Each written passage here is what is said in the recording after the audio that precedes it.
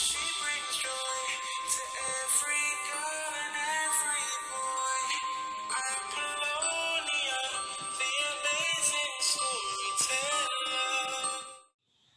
Hello little ones, it's Appalonia the Storyteller. I thought we'd do a Bible story today since it's Sunday, and I think you would enjoy this. This one's called David and Goliath, and it's a story of bravery. So I'm going to give you a background about it first, and then we'll read the story, okay?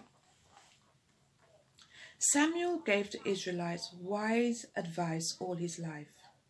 When he became an old man, the people asked him to choose their next king. "We don't want a prophet," they said, "we want a king. Like the other nations, a king can help us win battles and make us strong." Samuel felt quite sure they were making a wrong choice, but he prayed to God, and God said to let the people have a king. God even told Samuel who it should be. He said a young man named Saul. But things didn't work out as they should have. Saul did not do the things that God wanted. So God told Samuel to choose the man who would be king after Saul had died. Brave David. Remember the stories about David and Goliath? This is a story of how David helped Saul even after he knew he was going to be the next king. The soldiers all looked across the valley. Camped on the next hilltop was an army of Philistine soldiers, fierce and bold. As the Israelite soldiers watched, two Philistines came striding out and stood alone on the hillside. The one in front held a shield for the other. The Israelites gasped in fear. The main fighter was a giant of a man. His bronze armor glittered in the sunshine. He wore a javelin and a sword. His huge spear had an iron blade, sharp and deadly. "What are you cowards doing up here?" shouted the giant. "Who are you? King Saul's slaves? Come and fight me, Goliath." The Israelite soldiers huddled closer together. "Here's an offer," Goliath went on. "If you lily-livered cowards can find anyone who can beat me, we'll all give in to you. But if I beat your little champion, you'll all lose." He laughed a wicked and cruel laugh. As he went back to join the rest of his army, the Israelites whispered to each other, "Do you dare fight that giant?" "Oh no, not me." "What about you?" "Not a chance." "No, no way, no." The next day, the same thing happened, and the next. Goliath roared his challenge every day for 40 days. That's a long time. Among the Israelite armies were 3 brothers from the town of Bethlehem. They had a much younger brother called David. He usually stayed at home looking after the sheep. One day, David's father told him to go to his brothers and take them some food. When David reached the camp, he found his brothers lining up for the day's duties. Just then, Goliath came out of the Philistine army and shouted his challenge.